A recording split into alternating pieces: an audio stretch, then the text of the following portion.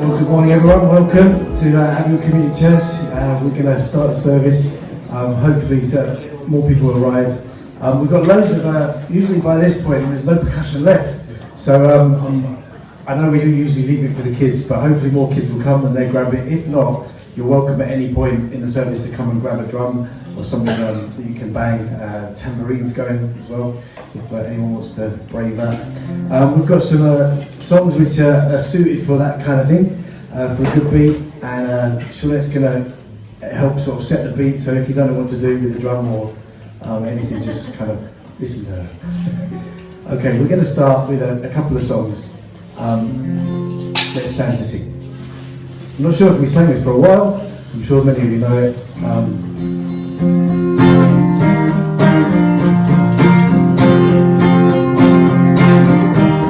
When I was lost. When I was lost again and rescued me, reach down into the pit and lifted me. Oh Lord, such love I want is far from you as I could be. You know the things I've ever done, but Jesus' blood has cancelled everyone. Oh Lord, such grace to qualify me as your own. There is a new song in my mouth, there is a deep cry in my heart, and in my praise to Almighty God. Hallelujah. And now I stand on this rock, my life is here now. With Christ in God, the old has gone, and the new has come. Hallelujah. Your love has lifted me.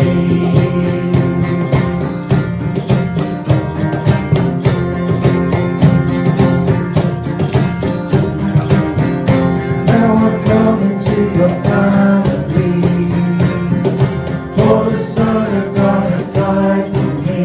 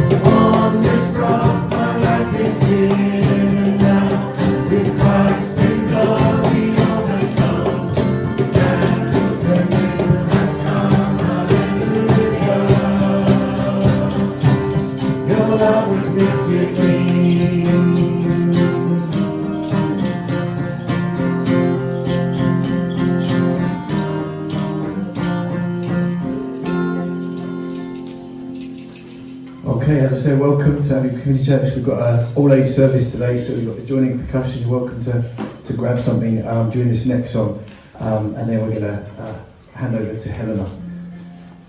Your love is amazing.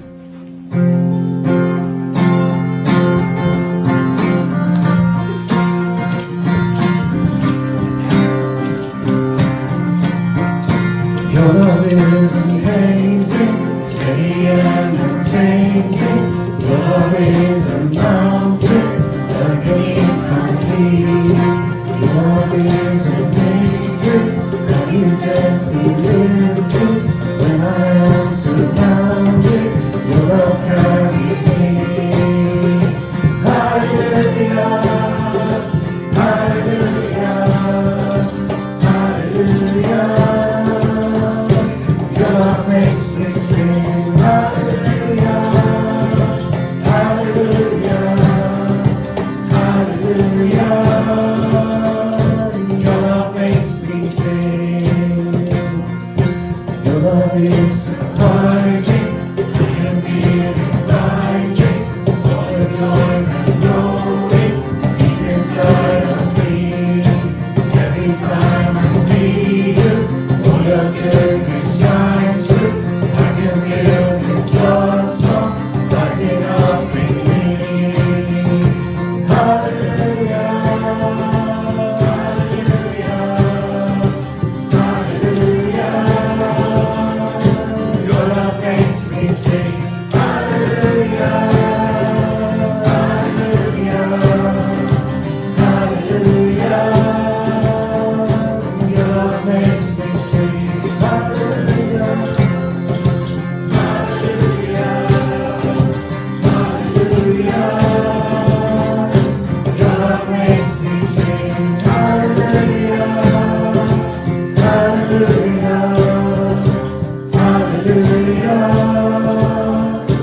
Your love makes me sing. Hallelujah.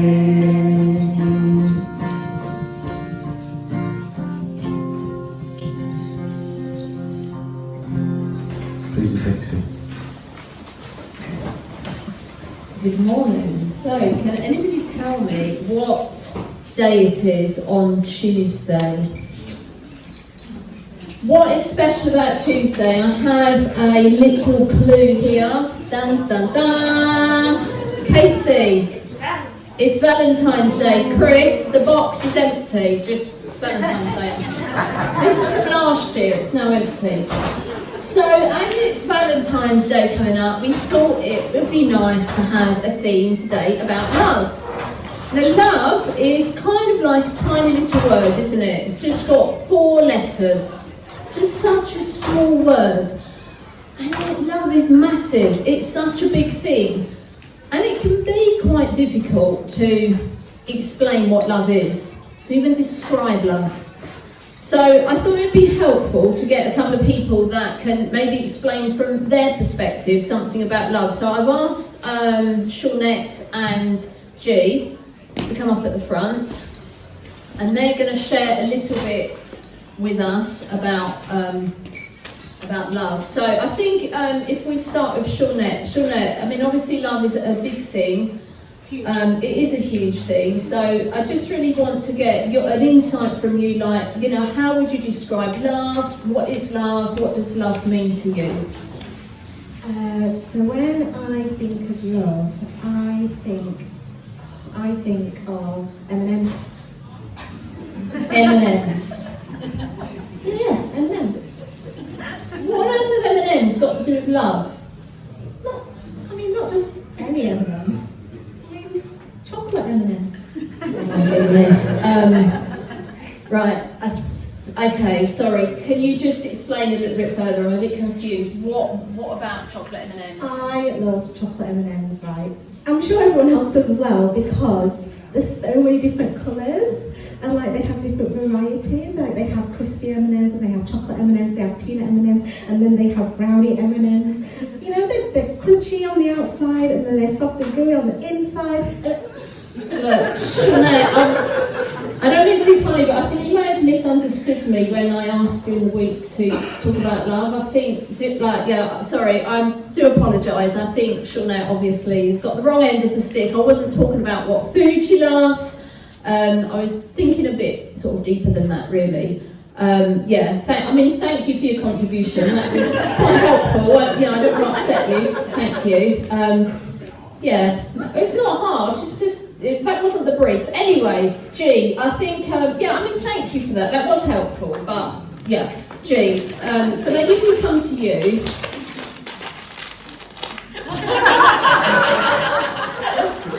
What are you doing? You said M&M's, think about something that you love. I mean, look, there's yellow.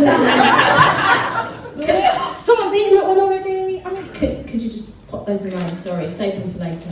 Okay. Sorry, G, I want to come to you. So what does love mean to you? Now, please, you're not going to talk about food, are you? No. No, don't talk about food. You understand this is not about food? I'm taking this very serious. Okay, so it might be easier if I just say, think about love, but what does love mean to you? In fact, let's make it really easier. Let's think of somebody. I'm sure there is somebody that you think of when you think of love. Let's just make it... My heart's beating a little bit faster as I think. Good, this sounds good.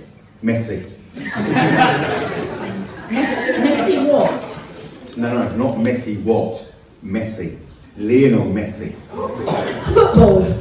Yes. We're now talking about football. Yes, we're talking about Lionel Messi, the GOAT.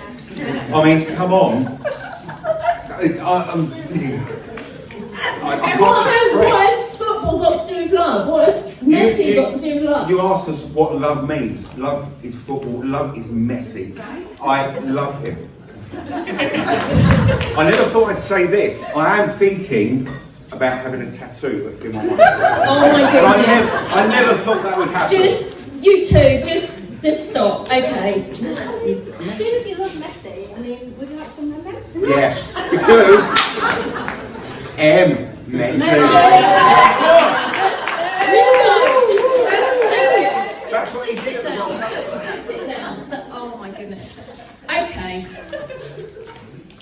It's kind of evident that maybe we need to explain a little bit more about what love is, because do you know what? Often when we think about love, we think about how we feel and the things that make us feel good and the things we like.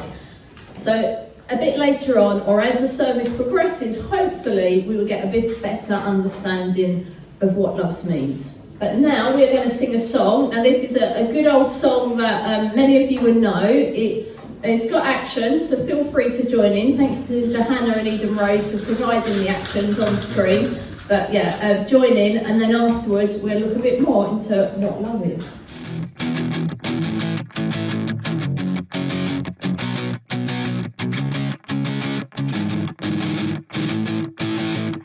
2, 3, 4. Your love will last forever.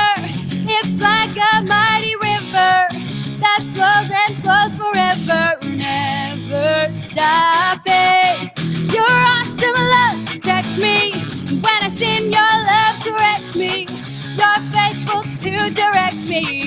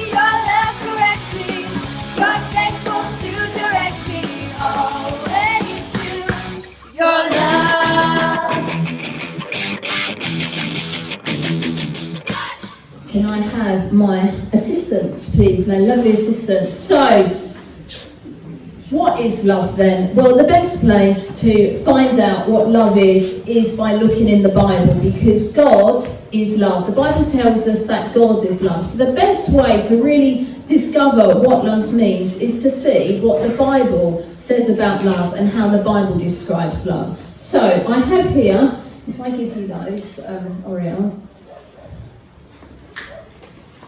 and if I give you that, you might need to find a bit, I might give you that. So Natasha, if you come round here, so Natasha has a bowl of love hearts and chocolate love hearts, and in this bowl there are 7 little wooden love hearts, and on each of those love hearts is a word, and it's a word that the Bible uses to describe love. So I'm going to need some volunteers to come and pick out those words. So come on, Casey, Allegra, if you're at the back, I can't see who you are, come on, come down. Yeah, come down, guys.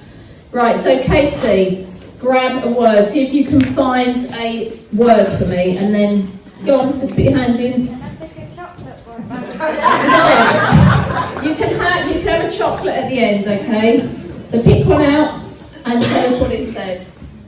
Oh, it says patient. Patient. Okay, so you come and stand here, and Oriel is going to find you the correct one. What have you got? Is that lovely? Generous. So you stand there. What's your one? Truthful. Truthful. So you stand here. Stand here, love. No, that way, face the front. Okay. Who's got the next one? Gentle. Gentle. Okay. Put your hand in your ear.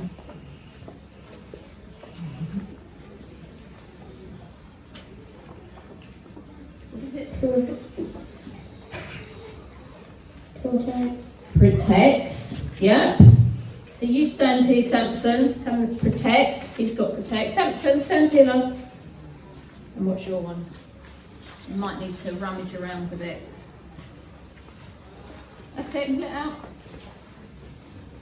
Forgive. Forgives, yeah. We've got one more. Go on, Natasha, you can pull that last one out. So you hold that one, hold it at the front. Hold your words up high so that everybody can see your words. And Natasha's got the last one. Kind. Oriel, if you hold that one up. So let's just look at those words then. What do these words, this is what the Bible says about love. It says love is patient to other people, yeah? Love is patient. Love is generous to others. Love is truthful. It tells the truth. Love is gentle. It treats others in a gentle way. Love is kind. It shows kindness to others. This is a hard one, isn't it? Love forgives others. And the very last one, love protects. All these words are ways in which the Bible speaks about love, which means that love isn't really a kind of feeling that we feel. Love is an action. Love is about what we do. It's about our attitudes and how we treat people. So, and we're going to see some examples of that a bit later in the service. So, guys, if you may help yourself. Go on. Actually, I'll do it at the end because it's gonna descend. I know. Okay, hand your things back. Thank you very much. And then Casey, he's going to read from us from the Bible, and then we're going to sing another song. Okay, so hand all those back. Casey's going to read to us.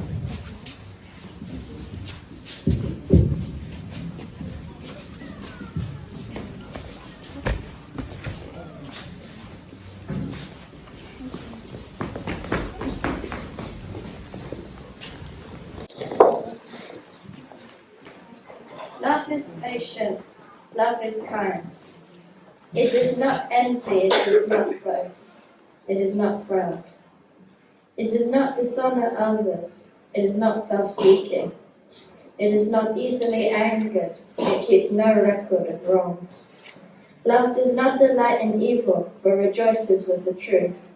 It always protects, always trusts, always preserves, and love never fails.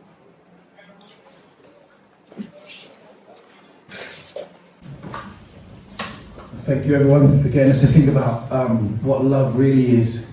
And when we think about what love really is, we just need to also think about what God's like. It says in the Bible that God is love, and his love, as that what says at the end, love never fails, God love never fails.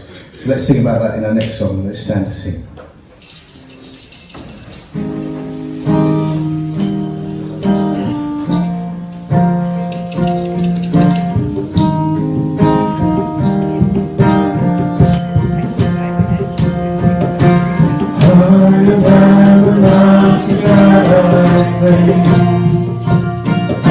Stronger than the power of the grave, constant in the trial and the pain. One thing remains, one thing remains. Your love never fails, it never gives up, never runs out on me. Your love never fails, it never gives up, never runs out on me. Your love never fails, it never gives up, never runs out on me. Your love.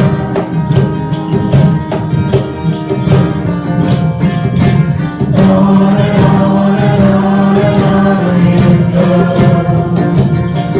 It overwhelms, it satisfies my soul, and I never ever have to be afraid.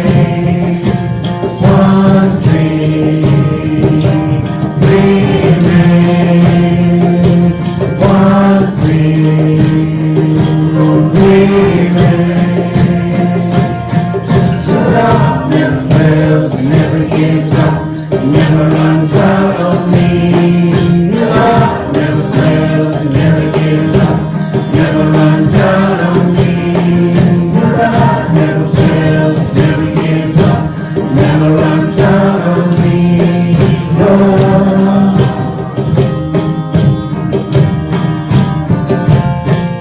In death, in life, I'm confident because by the power of your great love. My death is paid, there's nothing that can separate my heart from your great love. In death, in life, I'm confident because by the power of your great love. My debt is paid, there's nothing that can separate my heart from your great love. Your love never fails, it never gives up, never runs out on me. Your love never fails, it never gives up, never runs out on me. Your love never fails, it never gives up, never runs out on me. Your love. Your love never fails, it never gives up, never runs out on me. Your love never fails, it never gives up, never runs out on me. Your love never fails, it never gives up, never runs out on me. Your love.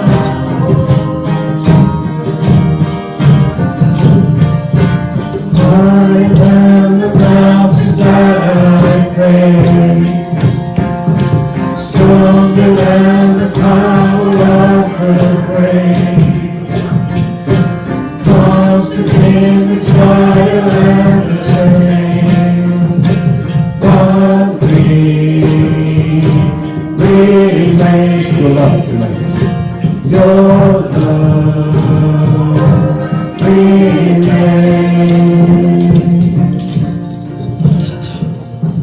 God, thank you that you are love.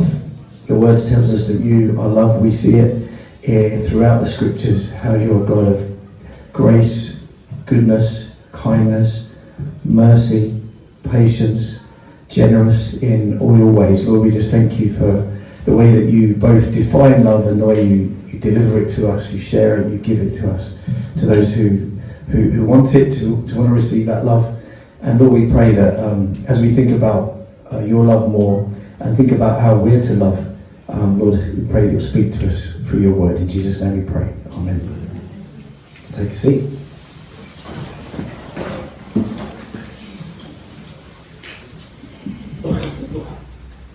So we've been hearing how what love isn't, as well as, well, I know we use that word in all kinds of different ways, don't we?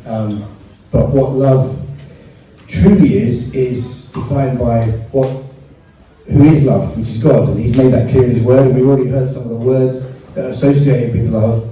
And as you listen to those words, I don't know if it struck you, and Helena was kind of hinting at it, that those words, many of those words involve action. They involve doing something for someone and showing someone else love through not just what we say, but what we do. And the Bible says that as well. Don't just love with words, but in action. And in this story that Jesus told, the parable of the Good Samaritan, it's a very well-known story, we're going to see what love in action looks like. So let's watch the video, and then we'll talk about this a little bit more. Jesus replied, "As a man was going down from Jerusalem to Jericho, robbers attacked him and grabbed everything he had. They beat him up and ran off, leaving him half dead. A priest happened to be going down the same road, but when he saw the man, he walked by on the other side. Later, a temple helper came to the same place, but when he saw the man who had been beaten up, he also went by on the other side. A man from Samaria then came traveling along that road. When he saw the man, he felt sorry for him and went over to him. He treated his wounds with olive oil and wine and bandaged them. Then he put him on his own donkey and took him to an inn where he took care of him. The next morning, he gave the innkeeper 2 silver coins and said, 'Please take care of the man. If you spend more than this on him, I'll pay you when I return.' Then Jesus asked, 'Which of these 3 people was a real neighbor to the man who was beaten up by the robbers?' The teacher answered, 'Well, the one who showed pity.' Jesus said, 'Go and do the same.'" So the one who showed pity was the word he used there, but we could use another word. We could use a stronger word than that. The one who showed mercy. Now mercy is what this guy showed. Now mercy is showing kindness to someone who's in need, to helping someone in need. And sometimes mercy could be helping someone who doesn't deserve it as well. So the Bible uses mercy a lot. Sometimes it's about just showing kindness and helping someone in need. And other times it's showing someone kindness and helping them do something great for someone who's really not deserving of it as well. And mercy is, that's our next beatitude. So we've been going through, Helena particularly taking us through each Sunday, one of the beatitudes. And the beatitudes are about what it means to live a life that's blessed, a happy life, but also, as Helena's reminding us, you can almost say it's about having an attitude like Jesus. Be like Jesus. Have an attitude like Him. And this week we've just happened to land on blessed are the merciful. When you look at the word mercy in the Bible, it's linked to God's love. So love and mercy. Mercy is love in action. Love is love in action through kindness. And it says there, blessed are the merciful, for they will be shown mercy. And this guy in this parable we just looked at showed incredible mercy. He showed kindness to this man who is in need. Now this man was doing okay, so the first picture shows us he was alright, he was on his way, well dressed, on this journey, and an important journey for him over an area of land that wasn't that safe, to be fair, but he seemed quite confident. But he was attacked, as we see in the next picture, by these bandits, by these robbers. He was beaten up bad, and he was left by the side of the road. And he was left so beaten up that he couldn't do anything about the situation. He couldn't get himself up. He was left for dead. And the place where he was walking, it was a kind of notorious area, quite remote. There was probably a few vultures overhead. There were possibly wolves in the caves, and there were probably other bandits. If they hadn't finished him off, maybe others would come and see if there's anything else for them to pick up. So he was in a right state, in a total mess, left for dead. But 2 other guys were on the journey. They were religious guys. Now the journey was a route which involved going to and from Jerusalem. And these guys would have worked in Jerusalem, they would have worked at the temple. So we have a couple of guys. The first one there, really important guy. He was probably on his way, actually, maybe to deliver a talk about mercy, about charity, about what God says in his word about those things. But he was too busy. He was like, my job is more important than this man. Another guy came by. He maybe didn't have such a role as the other one. He was more in a supportive role. He wasn't probably going to be preaching, but he might have been on his way to do a bit of charity work, whatever that might look like. But again, he was like, I'm too busy. I'm on my way. Do you remember what I said earlier? God said, don't just love in word, but in deed.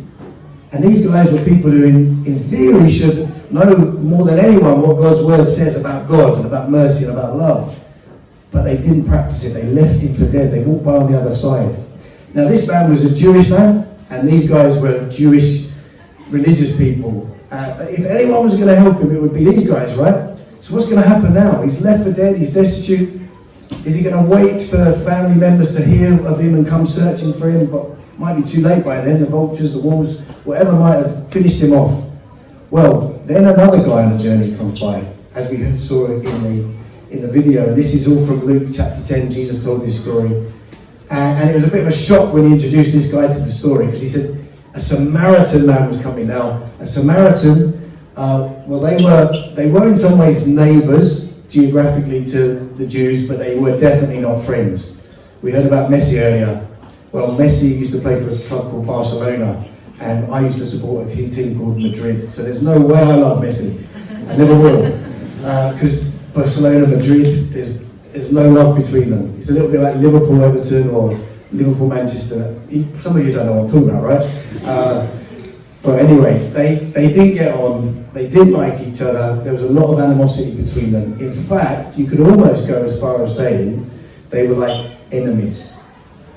And yet this Samaritan, surprisingly, he gets alongside the guy, he picks him up, he cleans his wounds, he then takes him to an inn, he pays for him to be there, he pays for him to be looked after, and he even says, like, you know, if there's more to pay, when I come back, I'll make sure it's all covered. I'll do it. And he showed him incredible mercy, incredible kindness, incredible love in action by helping this guy out. And in some ways, I think Jesus is wanting to us to see ourselves as both these characters. He wants us to see ourselves as not wanting to be like the people who just say stuff but don't do it. But he does want us in some ways to see ourselves like both these characters. I'll explain. Firstly, he wants us to see ourselves like the Samaritan, who was willing to show kindness and help and deal and show love in a practical way to someone in need. And you could even say someone, in a sense, undeserving, or someone who they would be enemies almost. And that's an example also to us of what God's love is like. God has showed us incredible mercy and grace. He shows us his love through rescuing us. And this is where he wants us to see us as the guy on the ground, the guy who's beaten up. He wants us to realise actually that we're in a mess, that without God, we're without hope and without him in the world, and we've got no hope of ever getting to heaven because of sin and because of the circumstances of the world we live in. We're all in a mess. And he wants us to see that we need rescuing, we need saving, and there's nothing we can do about our situation, and religion can't help us, and nothing can help us. Only God can help us. Only his mercy, only his kindness, only his love.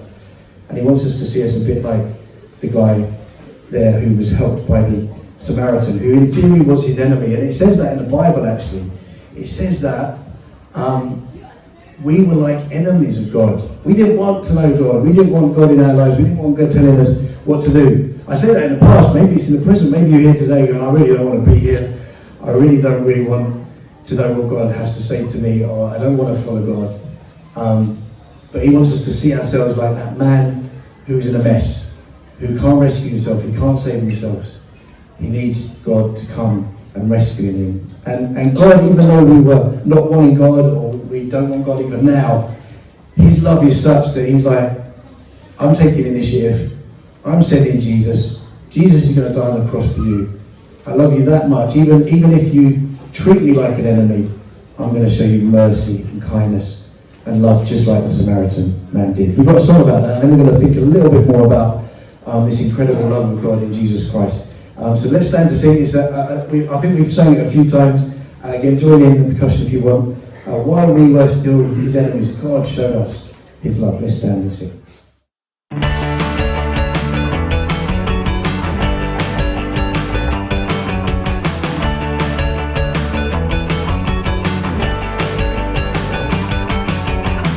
While we were still sinners, God showed us his love by sending us his own son. Jesus died for us. God showed us his love when Jesus died for us. While we were his enemies, God showed us his love.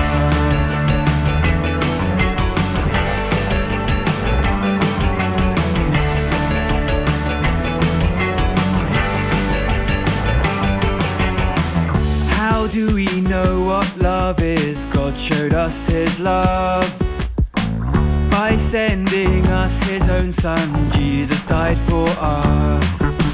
God showed us his love when Jesus died for us. While we were his enemies, God showed us his love.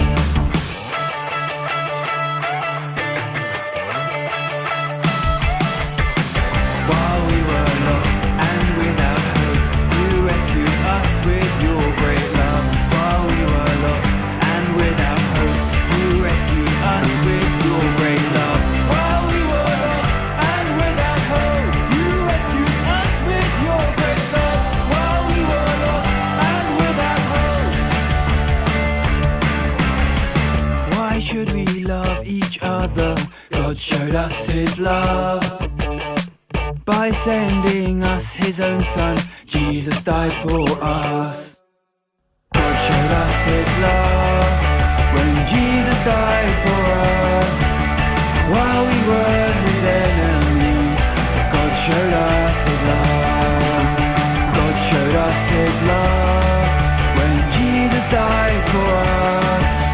While we were his enemies, God showed us his love. God showed us his love. God showed us his love.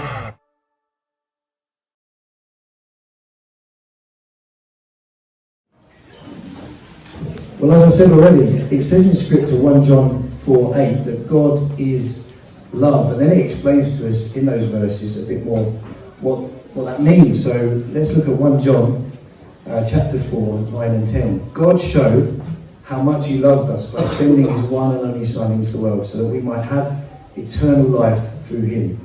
This is real love, not that we loved God, but that he loved us. He's that supreme example of love. So God is the example to us of what love really looks like. And first and foremost, it tells us there at the top, God's love is giving. God gave his Son. God is generous. That was one of the words that we heard earlier from Corinthians as well. God's love is generous. He gave his Son, and he did it in a way that's unconditional. It wasn't dependent on us deserving him. It wasn't that we earn this gift. It was a gift. It was given as a gift, and it's just to be received. There was nothing about us that caused God to do it. It's not that we loved God, but he loved us, as it says there. Not that we loved God, but he loved us. He took the initiative. He saw us in our need, in our mess, like that man at the side of the road. There was nothing attractive to us, nothing that kind of said, I need them, or I'd like them, or no, I want to do them good. I want to help them. I want to rescue them. I want to bless them. He took the initiative, and he knew that the way that we needed to get right with him was through forgiveness of sin. So that's the other thing. God's love, as well as being giving, is forgiving. So the verse continues. So the next one. This is real love. Yeah, not that we love God, but that he loved us and sent his Son as a sacrifice to take away our sins. So he gave Jesus as a gift, because God's love is giving, but he gave him so that we could get that forgiveness, because his love is forgiving. All of us have gone our own way. All of us have sinned, as we heard earlier. We were kind of like enemies of God. We were in a mess. We needed him save us. And the way he chose to save us, the way we needed saving was for someone to take our place. The Bible says that if we sin, and we all do, then the penalty for sin is death. But it's not just talking about physical death, it's talking about like a separation from God, spiritually speaking, and forever, not being able to go to heaven. And so what we need is to be made perfect and right with God, our sins to be forgiven, and that's what Jesus did on the cross. So that's why we've got a picture of the cross there, because through the cross we can receive God's gift and we can receive his forgiveness, because God's love is giving and it's forgiving. And if we receive this love, then we are, yes, Jesus' sacrifice means our sins are taken away, we can know God and enjoy him forever, we can experience his love personally, not just know about his love, but know his love personally. And then what that experience does is it enables us, and it in a sense obligates us, and it helps us to show love to others. Because as God has loved us, so we're to love others, his word says. And that's hinted at here in the next verses in John as well, 1 John 4, 11 and 12. It says, dear friends, since God so loved us, so if you receive God's giving, forgiving love through Jesus Christ, we also ought to love one another. No one has ever seen God, but if we love one another, God lives in us, and his love is made complete in us. God is love, and if we have God in our life, then we can love like God. Yeah, of course we're going to mess up at times and never do it perfectly, but we've got the potential and power of God through his Holy Spirit to love like God. And what that does, according to these verses, is it shows others his love. It shows others his love. So how will people know what love is? Well, God's word tells them, but they can also see it in us as we love others like God has loved us. So as we saw earlier from 1 Corinthians 13, it's about what we do. It's about how we treat others, love. And we saw that in the parable of the Good Samaritan as well. How it's looking after people, it's showing kindness to people. And maybe people who are different to us. Maybe people who don't deserve it. Think about your life. How can you love like this? How can you love like God has loved you? How can you love like the Samaritan man? How can you love in the way that was described in 1 Corinthians 13? Maybe it's really simple. Maybe it's just thinking about someone in your class at school, who maybe doesn't have friends, or is even maybe picked on, and it's standing up for them and saying, no, don't say those bad things to them, or it's just getting alongside them and being friendly to them. Even here on a Sunday church, maybe it's welcoming new people and making sure someone new. You know what it's like when you go somewhere and you've never been before. It's quite kind of nervous and hard.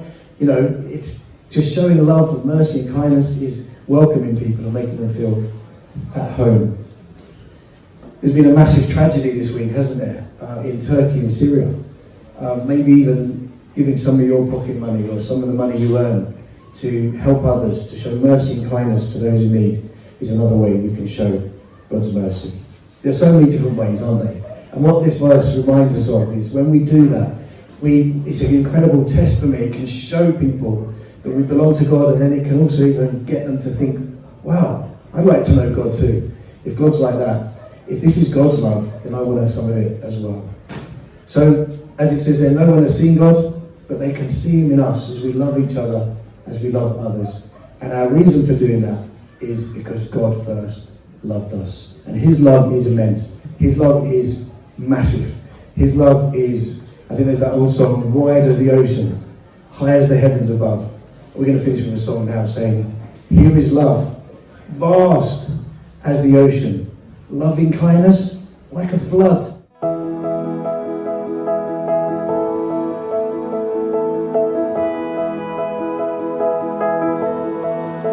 Here is love, vast as the ocean, loving kindness as the flood.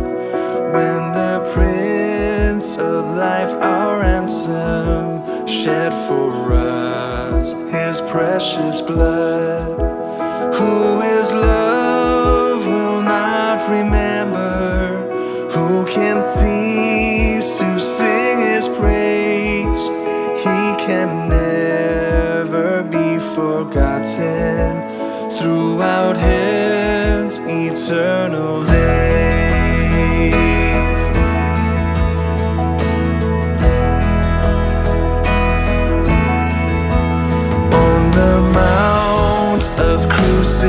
affliction, fountains open deep and wide. Through the floodgates of God's mercy flowed a vast and gracious tide. Grace and love like mighty rivers poured incessant from above, and Him's peace and perfect justice kissed a guilty world in love.